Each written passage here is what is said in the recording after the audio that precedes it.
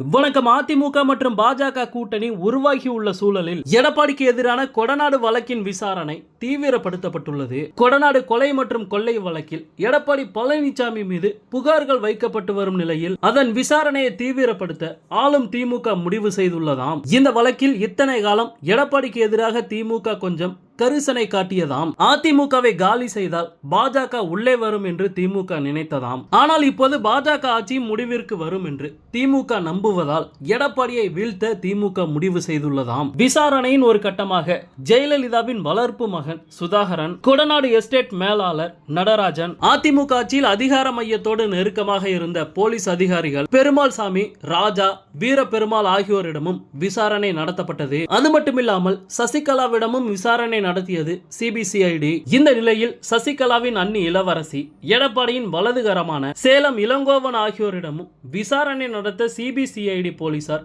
திட்டமிட்டுள்ளதாம். விரைவில் இவர்களுக்கு சம்மன் அனுப்பப்படவிருக்கிறதாம். அது மட்டுமில்லாமல் இவர்களிடம் விசாரித்துவிட்டு இறுதியில் எடப்பாடி பழனிசாமியிடமும் விசாரிக்க முடிவு செய்யப்பட்டுள்ளதாம். அநேகமாக இந்த விசாரணை ஆகஸ்ட் 15ஆம் தேதிக்கு முன்னதாக நடக்கலாம் என்று போலீஸ் தரப்பில் சொல்லப்படுகிறது. ஜெயலலிதா மரணத்திற்கு பின் கடந்த 2017 ஏப்ரல் 24 கொடநாட்டில் நடந்த கொள்ளை சம்பவத்தில் பல பொருட்கள், கோப்புகள் கொள்ளையடிக்கப்பட்டதாக கூறப்பட்டது. இதில் எஸ்டேட் காவலாளி கொள்ளையர்களால் கொல்லப்பட்டார். அதன் பிறகு இந்த கொள்ளை சம்பவத்தில் ஈடுபட்ட பலரும் அடுத்தடுத்து மர்மமான முறையில் மரணமடைந்தனர். இந்த நிலையில் இந்த கொடநாடு சம்பவம் குறித்து தமிழ்நாடு போலீஸ் 5 தனிப்படை அமைத்து விசாரித்து வந்தது. இந்த கொள்ளை மற்றும் கொலை சம்பவத்திற்கு பின் சரியாக 4 நாட்கள் கழித்து கொள்ளையில் ஈடுபட்ட கனகராஜ் விபத்து ஒன்றில் மர்மமாக மரணமடைந்தார்.